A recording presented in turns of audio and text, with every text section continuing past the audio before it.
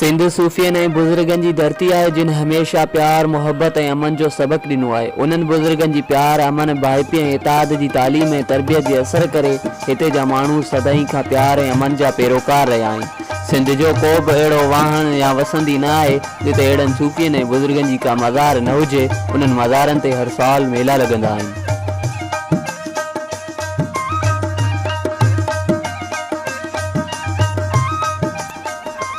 कोहिस्तान में मुर्शिद हज़रत पीर जामलोहा रहमतुल्लाह अलैह जो मेलो पिणु उन्हनि मेलनि मंझां हिकु आहे जिते पूरे मुल्क मां हिंदू तोड़े मुस्लिम वॾे तादाद में शरीक थी अक़ीदत जो इज़हार कंदा आहिनि।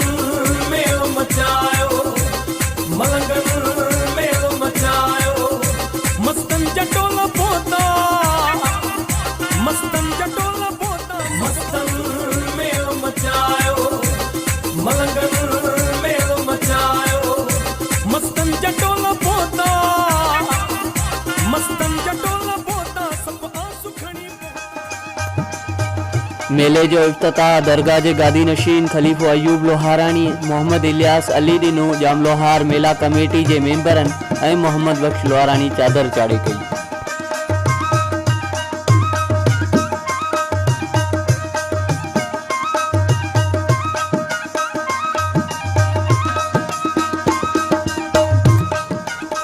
मेले में राग रिहाण जी महफ़िल जो पिणु इनकाद कयो वियो जंहिंमें सिंध जे मशहूर रागी वकार मल्ला सूफ़ियाना कलाम पेश करे महफ़िल खे झुमाए छॾियो।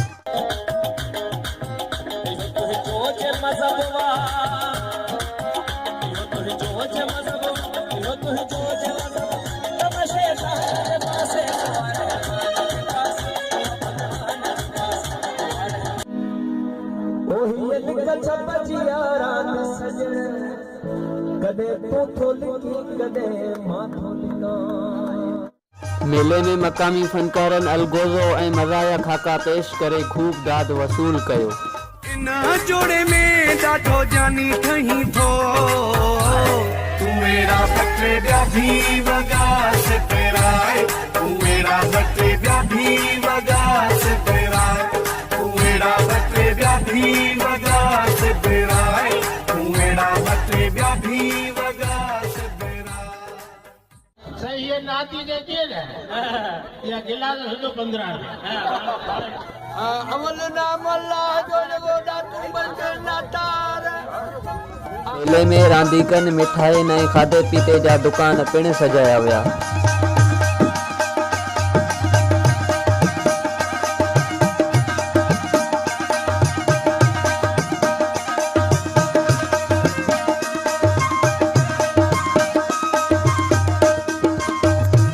मेले जी पुॼाणी वारी तक़रीब में MP ज्ञानचंद इसराणी ऐं जामलोहार मेला कमेटी जे मेंबरनि टॉम न्यूज़ सां ॻाल्हाईंदे चयो त गॾु हिते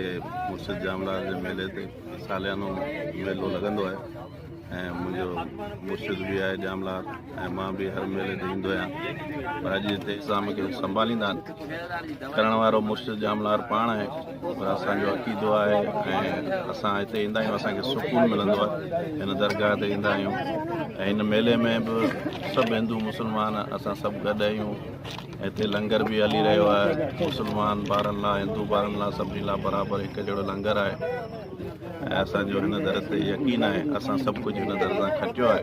टोंक शरीफ में साईं हज़रत जामलोहार रहमतुल्लाह जो भावी मिलो आहे जंहिंमें आउं सम्झा थो त जनाब पहिला जी रायतना जूं मिनतूं आहिनि जेको ने ॾुखिया रस्ता इंतज़ाम करणु ॾाढो ॾुखियो आहे दूर दराज इलाइक़े में ऐं उन खां मलिक साहिब जे हवाले सां अॼु साईं जी चादर साईं जी तमामु बिज़ी हुजण न अची सघो ऐं चादर जेको असां ऐं ख़लीफ़नि चाढ़ी आहे ऐं सिक्योरिटी हवाले सां मलिक साहिब हिते फुल फ्लेज सिक्योरिटी ॾींदो आहे अमन हूंदो आहे। इहे मलिक साहिब हिते को बि मतभेद कोन्हे हिंदू मुस्लमान मेल फीमेल भेण भाउ थी करे मेलो मल्हायूं था हिते को मतभेद कोन्हे। मेरी महिरबानी आहे अजाई भावियों मेलो घणो ॿिया घणो वसी पिया पर असां माल जे तरफ़ां जेका सॼी अलाह जी मुर्शिद जामलोहार जी करम ते ॿियो असांजे सोने सरदार जी असांखे साथ थिए सरदार मलिक असद सिकंदर साहिब जो जंहिंजे तावन सां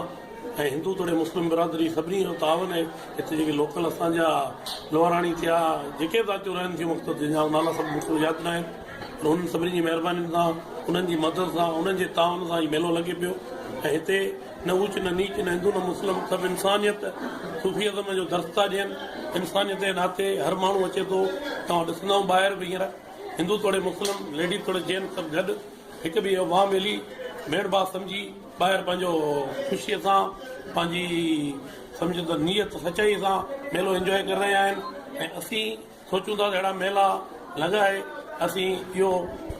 मुआशिरे में पैगाम ॾियणु चाहियूं था त हिते को बि तफ़ावत न आहे हिते इंसानियत जो दर्स आहे हिते ही दरगाहूं जेके असांजी पूरी सिंध में जेको दर्स ॾियनि थियूं जेका सूफ़ियुनि जी धरती आहे उन्हनि जो ई तसलसुल आहे उन ई तसलसुल जी दरगाह आहे हिते बि ख़ुशीअत में उहो पैगाम मिले थो असीं उन जी प्रचार खणी हिते इजाज़त कयूं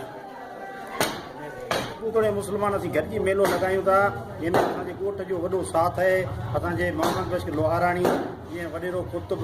ऐं ख़लीफ़ान शफ़ी मोहम्मद लोहाराणी जेको अली ॾिनूं ऐं मोहम्मद अयूब मोहम्मद इलियास जेके आहिनि दरगाह जा जेके आहिनि गादी नशीन दरगाहनि ते लॻंदड़ ही मेला हिंदू मुस्लिम भाईपीअ जो वाहिद मिसाल आहिनि जंहिंसां पूरी दुनिया में अमन ऐं इताद जो पैगाम आम थिए थो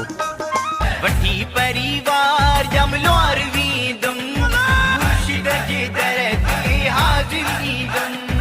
मुर्शिद जे दर ते हाजिर ईदम वठी परिवार शाल कोहिस्तान जी सरसब्ज़ ऐं शादाब धरतीअ ते अहिड़ा मुहबतनि जा मेला क़ाइम ऐं दाइम रहनि कैमरामैन अली लोहाराणी सां गॾु जमील लोहाराणी तोंग न्यूज़ कोहिस्तान तोंग